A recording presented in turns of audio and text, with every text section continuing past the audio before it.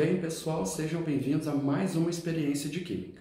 Na experiência de hoje, nós vamos comprovar a polaridade de alguns compostos orgânicos e quanto a interação é mais ou menos intensa, tá bom? Nós temos aqui 300 ml de gasolina. A gasolina, ela é composta principalmente por essa substância aqui, o isoctano. O isoctano é um hidrocarboneto, portanto só tem carbono e hidrogênio, então ele é tipicamente apolar. Bom, por lei, a nossa gasolina, ela pode ter uma certa porcentagem de etanol, que aumenta as qualidades, as propriedades benéficas da gasolina, principalmente a octanagem. E o etanol, ele tem essa fórmula estrutural. Ele é um composto orgânico que apresenta a estrutura orgânica, apolar, mas apresenta também a hidroxila, que é tipicamente polar. Por isso, o etanol é dito como uma substância anfifílica, ou seja, ele se dissolve muito bem em compostos apolares, como a gasolina, mas também consegue dissolver muito bem em compostos polares, como a água. Então ele tem essas duas características aí. E aqui eu tenho também 300 ml de água, que apesar de não ser um composto orgânico, né, não tem carbono na estrutura, vai ser extremamente importante para esse experimento, tá bom? Então o que nós faremos aqui? Eu tenho aqui 300 ml de gasolina e a esses 300 ml de gasolina eu vou adicionar 300 ml de água. Quando eu fizer isso, a gente vai perceber que a quantidade de gasolina vai diminuir. Como assim? Na verdade, a quantidade de gasolina vai permanecer a mesma. É porque aqui a gente tem gasolina com álcool. Quando eu adicionar a água, a gasolina, a água vai roubar o álcool da gasolina. Por quê?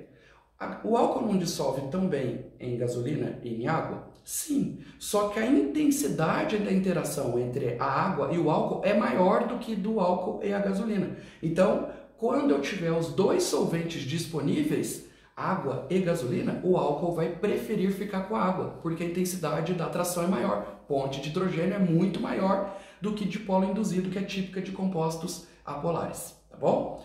Então vamos lá. Vou adicionar aqui a água, portanto,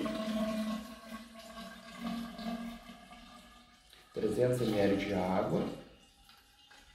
Obviamente a gente vai ter por volta de 600 ml de líquido, né, no final.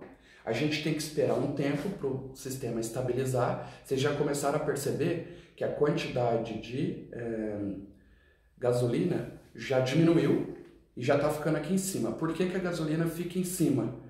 Porque ela é menos densa que a água. Então, gasolina não mistura com água. Então, ela fica separada da água.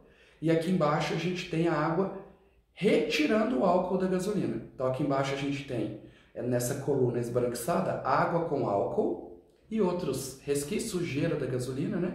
E aqui em cima a gente tem a gasolina agora totalmente separada do álcool e da água. Tá bom? Vamos esperar esse sistema estabilizar e daqui a pouco a gente vai entender qual é a brincadeira desse experimento.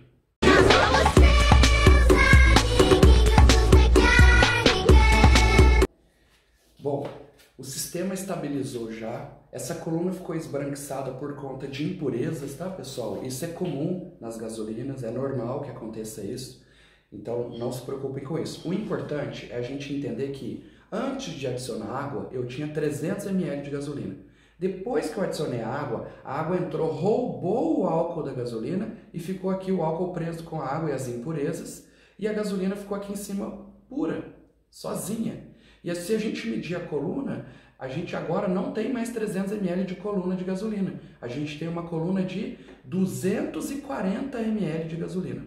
Mas a gasolina desapareceu? Não, a gasolina continua a mesma. Eu simplesmente tirei o álcool que estava com ela. Então agora a gente só tem gasolina. Então, a gente chega na seguinte conclusão. Se o volume inicial da gasolina era 300 ml e depois que eu adicionei água, o volume final da gasolina caiu para 240 ml, quer dizer que inicialmente eu tinha 60 ml de álcool com gasolina. E aí, como que eu calculo a porcentagem de álcool da gasolina? Eu divido o volume do álcool, 60, pelo volume total da gasolina, 300, e o álcool, portanto, representava 20% da gasolina. Então, a gasolina desse experimento apresentava 20% de álcool. Está dentro do esperado? Sim. A legislação brasileira permite que a gasolina tenha até 25% de álcool. Mais do que isso, aí é gasolina adulterada. Tá bom? Então, a nossa gasolina aqui está dentro da legislação. Então, tomara que esse experimento aí tenha ajudado vocês a entenderem a polaridade de alguns compostos orgânicos e a capacidade que um composto tem de se dissolver em outro. Isso que eu falei não vale apenas para a gasolina e para o álcool, vale para qualquer composto orgânico, desde que a gente analise o trecho polar, onde aparecem as estruturas pontes de hidrogênio, oxigênio, nitrogênio, e os trechos apolares, que são os trechos tipicamente orgânicos, carbono e hidrogênio. Tudo bem? Valeu, pessoal, até o próximo vídeo.